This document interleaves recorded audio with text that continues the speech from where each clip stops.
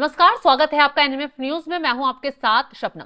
26 सितंबर को आइलम मोहम्मद के नाम पर बरेली में बवाल भड़काया जाता है।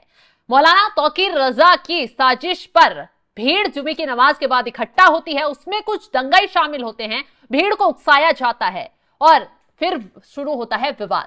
न सिर्फ पथराव किया जाता है बल्कि पुलिस प्रशासन को चुनौती देते हुए खदेड़ने का प्लान भी बनाया जाता है। लेकिन एहतियात के तौर पर पुलिस इस भीड़ को खदेड़ते हुए लाठीचार्ज शुरू कर देती है। भीड़ पुलिस पर पथराव करती है, गोलीबारी करती है, पुलिस को निशाना बनाया जाता है और इस मामले में जब कार्रवाई शुरू होती है, पुलिस कमर तोड़ते हुए दंगाइयों को पकड़ती है। एक एक दंगाई को छापेमारी कर पकड़कर जेल में डाला जाता है और उनका सख्ती से हिसाब किताब किया जाता है। लंगड़ाते हुए जो दंगाई गिरफ्तार हो रहे थे वो न सिर्फ माफी मांगते हुए नजर आते हैं, ये कहते हुए नजर आते हैं कि साहब छोड़ दो, गलती हो गई, अब से ऐसा नहीं करेंगे। उसके बाद मौलाना तौकीर रजा के खिलाफ बेहद चौंकाने वाला खुलासा हो जाता है। आरोप लगते हैं कि इस साजिश के तहत बरेली को जलाने का पूरा प्लान मौलाना तौकीर रजा ने बनाया था। अब ऐसे में दंगाइयों पर कार्रवाई हो ही रही थी, बुलडोजर तैयार ही है। इसी बीच दो बरेली हिंसा के आरोपी इलाहाबाद हाईकोर्ट पहुंचते हैं। गिड़गिड़ाते हुए इलाहाबाद हाईकोर्ट की चौखट पर नजर आते हैं कि साहब बचा लो यूपी पुलिस से, हमारी गिरफ्तारी हो जाएगी, हमारे साथ कुछ भी हो सकता है। इस तरीके की मांग करते हुए याचिका लगाई जाती है और कहा जाता है कि जो एफआईआर हमारे खिलाफ दर्ज हुई है उसे रद्द करवाया जाए। अब क्या है पूरा मामला, विस्तार से आपको बता देते हैं। दरअसल यूपी के बरेली में आइलम मोहम्मद पोस्टर को लेकर विवाद के बाद हुई हिंसा में शामिल दो साजिशकर्ता भाई अब गिरफ्तारी से बचने के लिए इलाहाबाद हाईकोर्ट पहुंचे हैं। दोनों भाइयों ने इलाहाबाद हाईकोर्ट से अपनी गिरफ्तारी पर रोक लगाने और हिंसा को लेकर दर्ज हुई एफआईआर को रद्द करने की गुहार लगाते हुए याचिका दाखिल की है। बरेली के बरादरी थाने में दर्ज हुई एफआईआर में आरोपी नदीम उर्फ नदीम खान और बबलू खान हिंसा के बाद से फरार चल रहे हैं। दोनों के खिलाफ बीएनएस की धारा 121(1), 115(2), 191(2), 190, 221, 132, 191(3), 223, 125, 352 और 299 में एफआईआर दर्ज हुई है। दोनों पर पुलिस ने 15-15 हजार रुपए का इनाम भी घोषित कर दिया है। अभी तक दोनों आरोपी भाई पुलिस की गिरफ्त से दूर हैं और अब गिरफ्तारी से बचने के लिए अपने वकीलों के माध्यम से इलाहाबाद हाईकोर्ट का दरवाजा खटखटाया है। बरेली हिंसा के मामले में इलाहाबाद हाईकोर्ट में सुनवाई होनी है। याचिका में राज्य सरकार, बरादरी थाने के एसएचओ और बरादरी थाने के एसआई अखिलेश उपाध्याय को प्रतिवादी बनाया गया है। जस्टिस सिद्धार्थ वर्मा और जस्टिस राम मनोहर नारायण मिश्रा की डबल बेंच मामले की सुनवाई करेगी।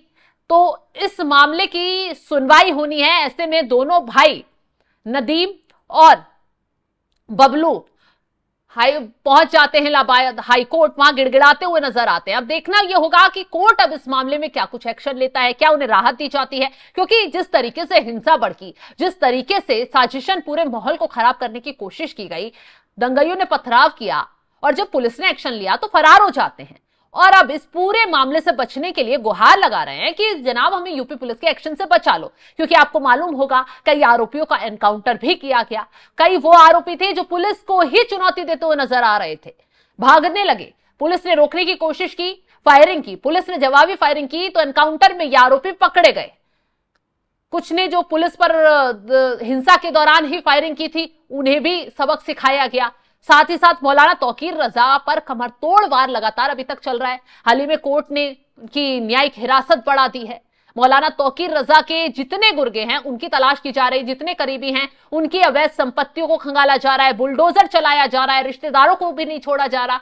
और ऐसे में दंगाई अब घबरा गए हैं, कहीं हमारा एनकाउंटर ना हो जाए, कहीं हमें गिरफ्तार कर लंबे वक्त तक जेल में ना डाला जाए, क्योंकि जिस तरीके से हरकत की है उससे तो ये लोग अब जेल से बाहर आ जाएं वो मुश्किल ही नजर आ रहा है। देश में इन्होंने राज्य में अशांति फैलाने की जो कोशिश की और मौलाना तौकीर रजा के कहने पर जिस तरीके से ये इकट्ठा हुए, पुलिस प्रशासन को पूरी मारने की साजिश रची गई, पुलिस एफआईआर में ये आरोप लगे हैं, उस तरीके से इनका बचना तो मुश्किल ही नहीं नामुमकिन नजर आ रहा है। आपको बता दें आइलम मोहम्मद के नाम पर पोस्टर लेकर यह विवाद होता है। पुलिस ने बरेली हिंसा में बरादरी, कोतवाली नगर, प्रेम नगर, कैंट और किला थाने में एफआईआर दर्ज की थी। हिंसा में शामिल करीब 100 से ज्यादा नामजद और 2000 लोगों से ज्यादा अज्ञात के खिलाफ मामला दर्ज किया हुआ था।